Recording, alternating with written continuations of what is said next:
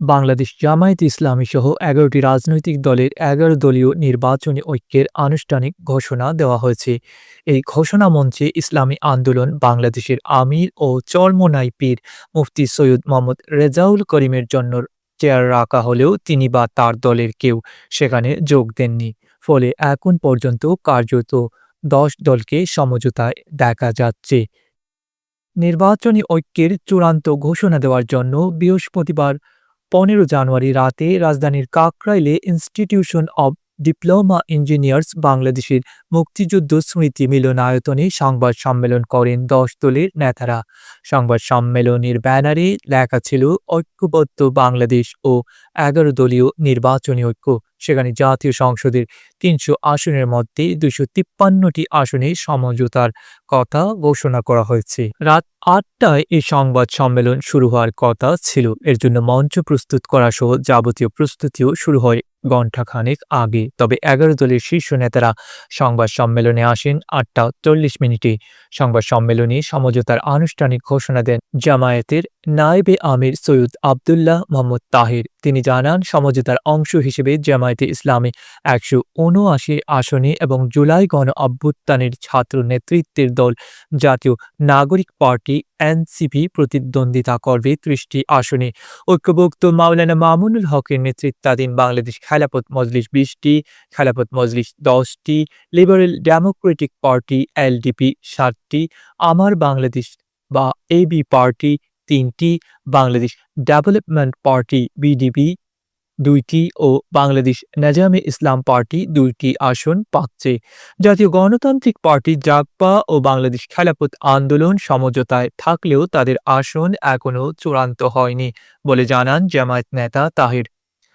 পরে সাংবাদিকদের এক প্রশ্নের জবাবে সংবাদ সম্মেলনে জামায়াতের আমির শফিকুর রহমান বলেন, জোট ভাঙেনি, জোট আছে, কোনো একটা দল যে কারণেই হোক একমত হলো না, এর মানে তো জোট ভাঙা নয়। এটি আসলে জোটও নয়, নির্বাচনী ঐক্য। ইসলামী আন্দোলনের নাম উল্লেখ না করে শফিকুর রহমান বলেন, একটি দল সূচনায় আমাদের সঙ্গে ছিল, কিন্তু এখানে দেখা যাচ্ছে না। এটা ভাঙনের কোনো ব্যাপার নয়। তারা নিজেদের নিয়ে আরও বোঝাপড়া করছেন। তাদের সঙ্গে আমাদের নিয়মিত যোগাযোগ আছে। তারা চূড়ান্ত সিদ্ধান্ত জানাবেন। আমরা আশা করছি তারা আমাদের সঙ্গে থাকবেন। ইসলামী আন্দোলনকে ছাড়াই অনুষ্ঠিত সংবাদ সম্মেলনে নির্বাচনী ঐক্যের মূল বক্তব্য তুলে ধরেন জামায়াতের আমির। আরও বক্তব্য দেন বাংলাদেশ খেলাফত মজলিসের আমির মাওলানা মামুনুল হক, এনসিপির আহ্বায়ক নাহিদ ইসলাম ও খেলাফত মজলিসের মহাসচিব আহমদ আব্দুল কাদের। সংবাদ সম্মেলন সঞ্চালনা করেন ১১ দলের সমন্বয়ক ও জামায়াতের সহকারী secretary general HM. Hamidur Rahman Azad. এনসিপির মুখপাত্র ও সাবেক উপদেষ্টা আসিফ মাহমুদ সজীব ভুঁইয়া সংবাদ সম্মেলনে উপস্থিত ছিলেন। সংবাদ সম্মেলন শেষে ১০ দলের নেতারা হাতে হাত উপরে তুলে ধরে ঐক্যের বার্তা দেন। এ সময় উপস্থিত নেতাকর্মীরা নারায়ে তাকবীর, আল্লাহু আকবার, ইনকিলাব ইনকিলাব, জিন্দাবাদ জিন্দাবাদ বলে স্লোগান দেন। ত্রয়োদশ জাতীয় সংসদ নির্বাচনে জামায়াতে ইসলামী সহ ১১ দলের আসন সমঝোতার বিষয়ে সংবাদ সম্মেলন করে আনুষ্ঠানিক ঘোষণা দেওয়ার কথা ছিল বুধবার ১৪ জানুয়ারি।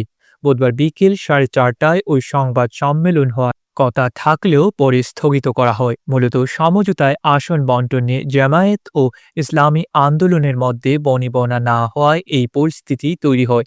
পরে বৃহস্পতিবার বেলা 11:30টার দিকে আসন সমঝোতা চূড়ান্ত করতে রাজধানীর মগবাজারে জামায়াতের কেন্দ্রীয় কার্যালয়ে বৈঠকে বসেন জামায়াতে ইসলামী সহ ১০ দলের শীর্ষ নেতারা। এই বৈঠকে ইসলামী আন্দোলন ছিল না। এদিকে নির্বাচনী সমঝোতা নিয়ে দলের অবস্থান জানাতে শুক্রবার ১৬ জানুয়ারি বেলা ৩টায় সংবাদ সম্মেলন ডেকেছে ইসলামী আন্দোলন। ঢাকার পুরানা পল্টনে দলের কেন্দ্রীয় কার্যালয়ে এই সংবাদ সম্মেলন হবে বলে রাত ৮:৩০টার দিকে দলটির এক সংবাদ বিজ্ঞপ্তিতে জানানো হয়। ডেস্ক রিপোর্ট, আধুনিক কাগজ।